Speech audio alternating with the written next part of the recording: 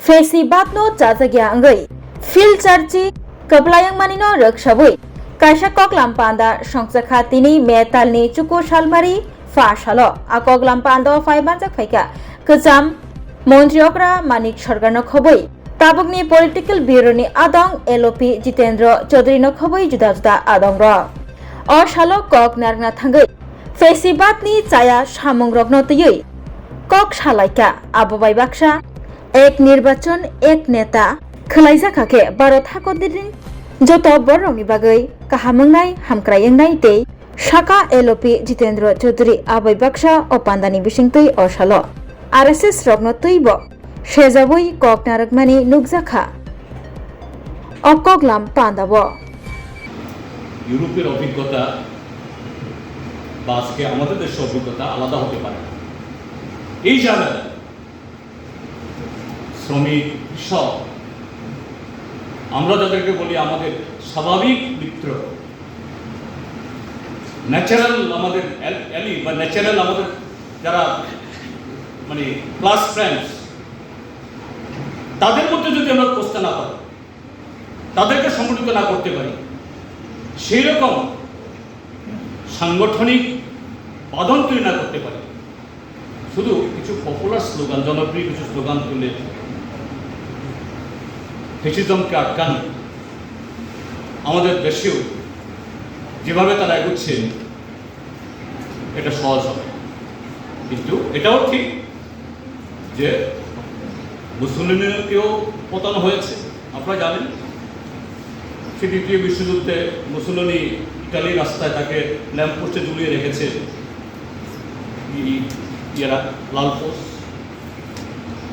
লালপোস্টের বইয়ে হিটলারকে 30 ফুট মাটির তলায় বাঙ্কারে গিয়ে আত্মহত্যা করতে হয়েছে।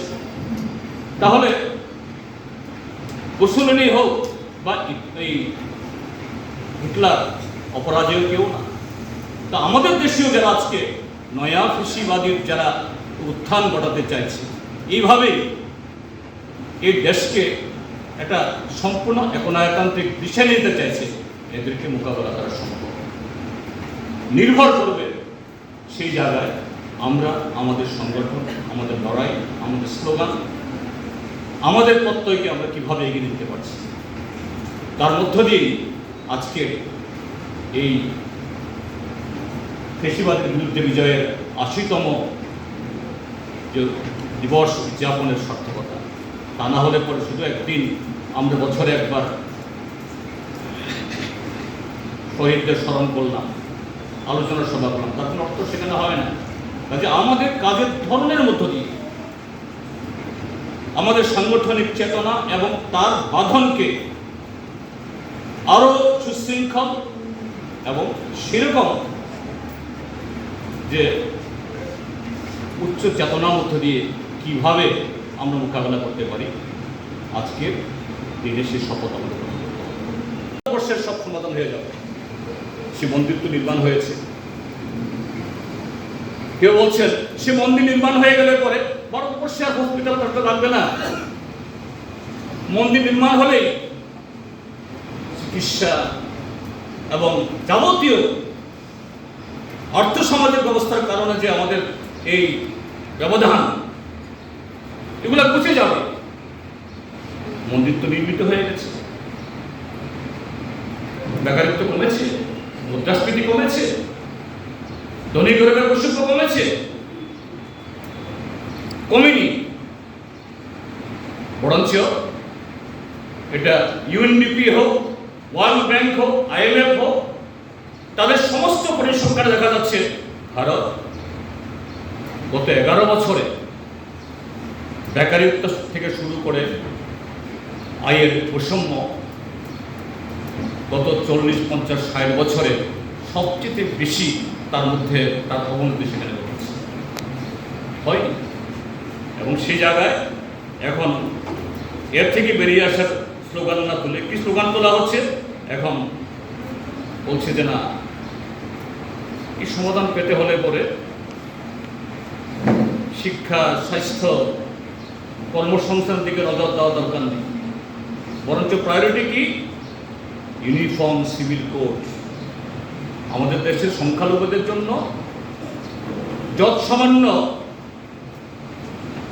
মুসলিম পার্সোনাল ল ইত্যাদিতে অধিকার দেওয়া আছে, এগুলি সমস্ত খতম করে তামাদি করে ইউনিফর্ম সিভিল কোড আনতে হবে। এই যে কদিন আগে একটা অ্যামেন্ডমেন্ট হলো, সংশোধনী হলো সংখ্যাগরিষ্ঠতার জুড়ে, ওয়াকফ ভোট।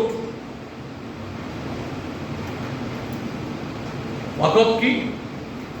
যে মুসলিম সম্প্রদায় তারা স্বেচ্ছায় লিখিতভাবে বা মৌখিকভাবে তাদের সম্পত্তি তার দান করে যায় সমাজের জন্য বা ধর্মীয় প্রতিষ্ঠানের নামে। এটাই ওয়াকফ সম্পত্তি তৈরি হয়। এটা ম্যানেজমেন্ট করার জন্য সরকার একটা বোর্ড টোড করে দেবে, ঠিক আছে, কিন্তু সেখানে বলছে এই বোর্ডে যতজন মুসলিম হবে তত সংখ্যক অন্য ধর্মের লোক আনতে হবে। আমাদের ভারতের সংবিধান তার যে এসেন্স এটা পারমিট করে না।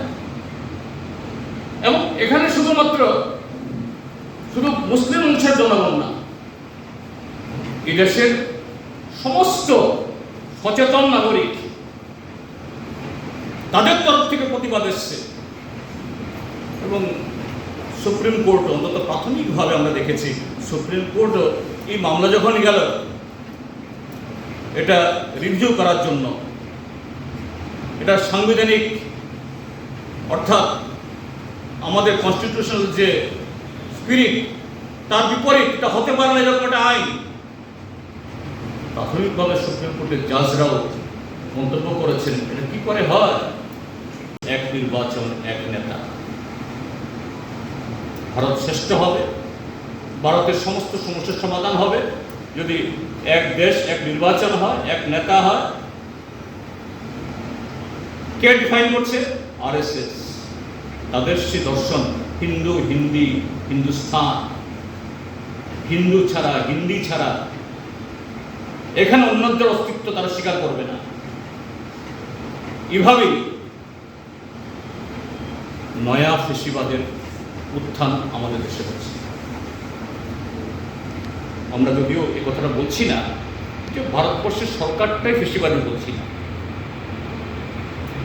সরকার এখনো যেহেতু এই সংবিধানের মধ্যে তার চৌহদ্দের মধ্যে কাজ করতে হচ্ছে, তাকে কিছু কিছু মেনে চলতে হচ্ছে। নতুবা তো বিধানসভা থাকতো না, লোকসভা থাকতো না, সুপ্রিম কোর্ট থাকতো না, সবই ভেঙে চলে। এটা হয়নি, কিন্তু একটা চরম ফেসিবাদী তার ভারতীয় সংস্করণ এই জায়গায় দেখা যাচ্ছে। এখন তার প্রতিরোধ কিভাবে হবে, মোকাবেলা কিভাবে হবে, সেই জায়গায় আমি একটা কোট করছি যে 6th কমিউনিস্ট ইন্টারন্যাশনাল তার কংগ্রেস জর্জি দিমিত্র তার যে বক্তব্য, তিনি বলেছেন ফেসিবাদ ক্ষমতা দখল করতে পারার অন্যতম কারণ হল সর্বহারা তাদের স্বাভাবিক মৃত্যু থেকে বিচ্ছিন্ন হয়ে পড়েছিল। অর্থাৎ সর্বহারারা যারা সবসময় বাম আন্দোলনের সাথে, প্রগতিশীল আন্দোলনের সাথে তারা বিচ্ছিন্ন হয়ে পড়েছিল। ফেসিবাদ ক্ষমতা দখল করতে কৃষকদের এক বৃহৎ অংশের সমর্থন জোটাতে পেরেছে তারা, কারণ সোশ্যাল ডেমোক্রেটরা শ্রমিক শ্রেণীর স্বার্থ রক্ষার নামে যে পন্থা নিয়েছিল মূলত তা ছিল কৃষক বিরোধী নীতি।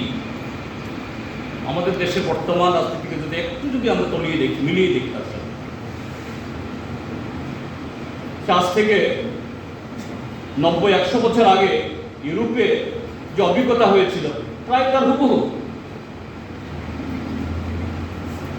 আমাদের দেশে আমরাও বলি যে আরএসএস বিজেপির সাম্প্রদায়িকতা তাদের একনায়কতন্ত্র প্রতিষ্ঠার এটাকে ব্যাহত করার জন্য আমাদের পার্টি কংগ্রেসেও সেই লাইনেই আবার আমরা অ্যাডপ্ট করেছি। যে ধর্মনিরপেক্ষ গণতান্ত্রিক শক্তিকে আরো ঐক্যবদ্ধ করতে হবে। ভারতবর্ষে এখনো সংসদীয় নির্বাচনে যেটুকু জনগণের এই অধিকার প্রতিষ্ঠা করার সুযোগ আছে, সেই জায়গায় যে বিজেপি বিরোধী ভোট যাতে ভাগ না হয় সেই চেষ্টা কর। এবং আমরা যদি ভোটের ফলাফল দেখি, বিগত 3টে নির্বাচনের ফলাফল 2014, 2019 এবং 2024, ভারতবর্ষের এই নয়া ফেসিবাদী বা ফ্যাসিস্টিক পার্টি তাদের সমস্ত ধরনের অর্থবল, পেশিবল এবং প্রশাসন যন্ত্রকে ব্যবহার করে সর্বশেষ নির্বাচন তো নগ্নভাবে করেছে। ত্রিপুরায় কঠিন ঘটনাটা আমাদের পার্টি সারা ভারতবর্ষে আজকের দিনটি বিশেষভাবে উদযাপন করবার জন্য আবেদন জানিয়েছে। তো এর মধ্যে আজকের দিনটি হচ্ছে রবীন্দ্রনাথ ঠাকুরের 165তম জন্মবার্ষিকী। তাকে বাদ দিয়ে যত তাৎপর্যমণ্ডিত বিষয় নিয়েই আমরা সবাই মিলিত হই না কেন, আলোচনা করি না কেন, আমরা কি করে আলোচনায় ঢুকব? তাই আমি কথা শুরু করার আগে রবীন্দ্রনাথ ঠাকুরের স্মৃতির প্রতি অন্তরের অন্তঃস্থল থেকে গভীর শ্রদ্ধা নিবেদন করছি। শ্রদ্ধা নিবেদন করছি আজ থেকে 80 বছর আগে ফেসিবাদের বিরুদ্ধে লড়াইয়ে জীবন বাজি রেখে যারা সাফল্য অর্জন করেছেন, শহীদের মৃত্যুবরণ করেছেন, তাদের স্মৃতিকেও শ্রদ্ধার সাথে বিশেষভাবে আজকের দিনে আমরা স্মরণ করছি। আমি খুব বিস্তৃত পরিসরে যাব না, মূল বিষয়ের মধ্যে আলোচনাকে সীমাবদ্ধ রাখবার চেষ্টা করবো যতটা কম সময়ের মধ্যে সম্ভব। দ্বিতীয় বিশ্বযুদ্ধ শুরুর পেছনে মূল কারণ সমাজতন্ত্রকে পুঁজিবাদ, সাম্রাজ্যবাদ এবং তার যে সর্বশেষ সবচেয়ে ঘৃণ্য স্তর ফেসিবাদ তারা সহ্য করতে পারছে না, মেনে নিতে পারছে না, হজম করতে পারছে না, গ্রহণ করতে পারছে না, তার অস্তিত্বকেই স্বীকার করতে চেয়েছে। কারণ এর অস্তিত্ব একটা বিকল্প পথের দিশা দেখাচ্ছে সারা পৃথিবীর সামনে, এবং সেই পথে যাওয়ার জন্য মানুষের মধ্যে আন্দোলন, সংগ্রাম, লড়াই তীব্র থেকে তীব্রতর হচ্ছে, যেটা শোষকদের মানুষকে ঠকিয়ে তার ন্যায্য অধিকার থেকে বঞ্চিত করে মুনাফার পাহাড়কে পর্বতে পরিণত করবার এতদিন যাবৎ সুযোগ দিয়েছে, সেই জায়গাটার মধ্যে আঘাত আসছে। তাই সমাজতান্ত্রিক ব্যবস্থাকে কোনো মতেই টিকে থাকতে দেওয়া যায়। এই ভাবনা নিয়েই দ্বিতীয় বিশ্বযুদ্ধে যদিও প্রথম দিকে এটাকে সেইভাবে সামনে আনেনি, কিন্তু মূল এই লক্ষ্যটাকে সামনে রেখে এই যুদ্ধটা যারা শুরু করেছেন তারা অবশ্যই হওয়ার চেষ্টা করেছেন। আসলে তার পেছনে যে কয়েকটা কারণকে এদিক সেদিক করে উপস্থিত করছে, সেটা কি 14 থেকে 18 প্রথম যে বিশ্বযুদ্ধ হয়েছিল, এটা তো ইতিহাস বেত্তা যারা তারা এটাকে মহাযুদ্ধই বলে, এবং এটা ঘটনা। তখন পৃথিবীতে সমাজতান্ত্রিক রাষ্ট্র নাই, পুঁজিবাদী সাম্রাজ্যবাদী দেশগুলো মুনাফার ভাগ বাটোয়ারা নিয়ে পৃথিবীর দেশে দেশে যে বাজার, সেই বাজারের উপর কর্তৃত্ব এবং নিয়ন্ত্রণ কার হাতে কতটা থাকবে তার উপর ভিত্তি করে নিজেদের মধ্যে বিরোধ, এই বিরোধের বহিঃপ্রকাশ ঘটে প্রথম বিশ্বযুদ্ধের মধ্য দিয়ে। কিন্তু 4 বছর 4.5 বছরের ব্যবধানে প্রথম বিশ্বযুদ্ধে একটা জায়গায় এসে দাঁড়ায়, কিন্তু পূর্ণ মীমাংসা হয়নি, সবাই সন্তুষ্ট হয়নি। এবং দেখা গেল এই বিশ্বযুদ্ধ যখন শেষ হলো এবং সমাজতান্ত্রিক ব্যবস্থার অভ্যুদয় যখন ঘটল, পৃথিবীতে যখন একটা নূতন ধারা বইতে শুরু করেছে, সেই সময় বিশেষ করে জার্মান এবং জাপান প্রথম বিশ্বযুদ্ধে তাদের যা প্রত্যাশা ছিল সেটা পুরো মাত্রায় তারা অর্জন করতে পারেননি।